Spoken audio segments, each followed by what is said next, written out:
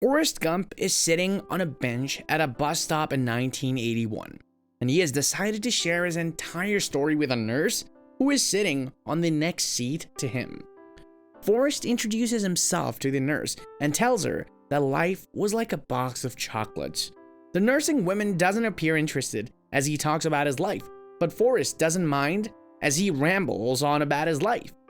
Forrest recalls the magical shoes his mother got him when he was a child.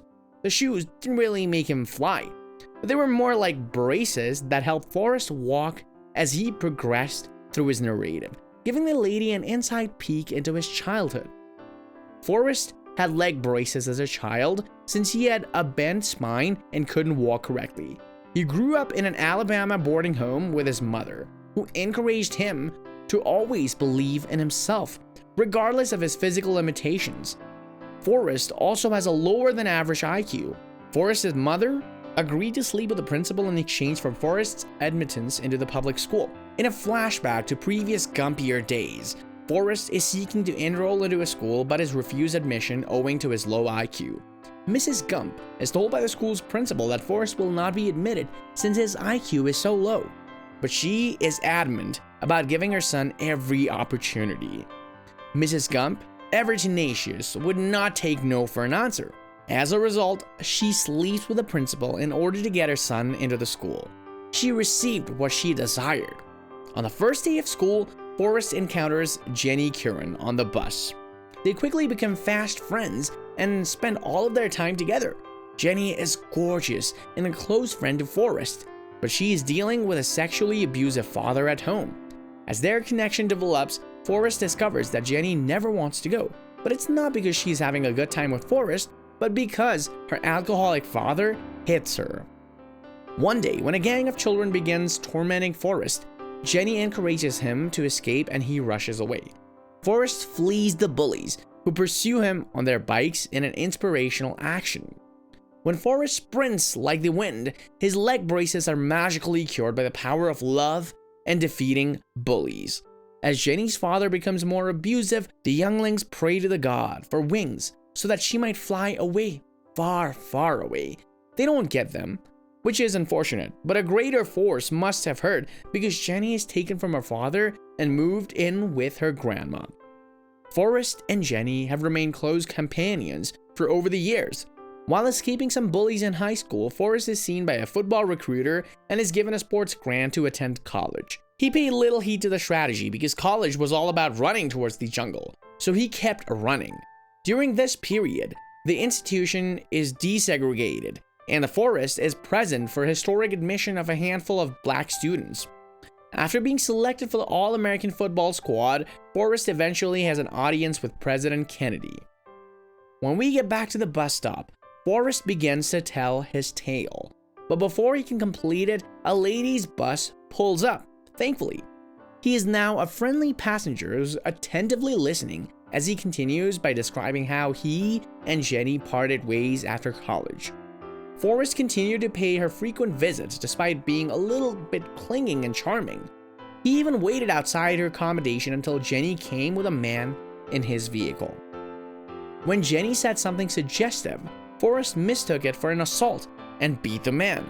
The guy speeds off indignantly, and Jenny, who is now distraught, drags Forrest into her dorm room. Forrest completes his undergraduate education after 5 years of playing football. He receives a U.S. Army recruitment leaflet at graduation, which prompts him to enroll into the infantry. At boot camp, he makes the acquaintance of Bubba, a young black man whose only ambition is to launch a shrimping company. As time passes, the two grow to be the best companions. His father, grandpa, and grandfather's father were all in the shrimp industry. Forrest listens well and obeys instructions, which makes his life in the service simple. Forrest learns while serving in the military that Jenny was dismissed from college for posing in a magazine while donning her school's mascot. Forrest travels to Memphis to locate Jenny, who's performing in a strip bar while unclothed. She's being harassed by a guy while acting, which of course infuriates Forrest and prompts yet another well-deserved beating. Infuriated, Jenny tells Forrest to cease attempting to save her. Forrest informs Jenny that he adores her and that he's going to Vietnam before they part ways.